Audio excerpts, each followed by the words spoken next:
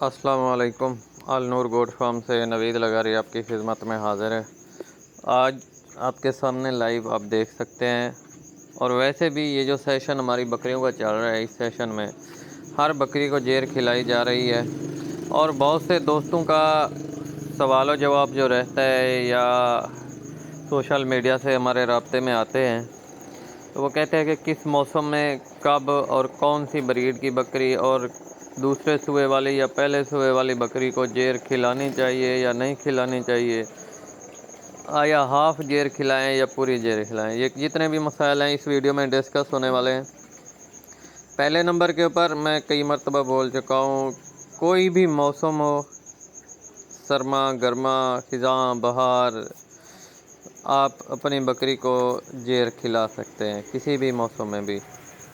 उसके बाद किसी भी ब्रीड की है, चाहे वो देरा दीन मोहम्मद पनाह वाले उधर से भी लोग रब्ता करते हैं जिसे नोची बकरियां कहते हैं, कोई भी नस्ल की बकरी हो आप उसे जेर खिला सकते हैं। बाकी बात करते हैं साइड इफ़ेक्ट की, तो हमारे पूरे फार्म की बकरियां आपके सामने हैं, हर बकरी को जेर खिलाई जाती है। और अल्हम्दुलिल्लाह मैं आपको बार बार यही बता चुका हूँ, बकरी को प्रोटीन चाहिए होती है 16%, और जो नेचुरल कुदरती प्रोटीन और कैल्शियम से भरपूर ग़िज़ा है वो है अल्फ़ा।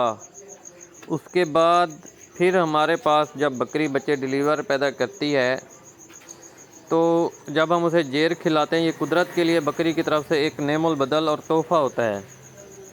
इसमें प्रोटीन का जो लेवल है 52% होता है।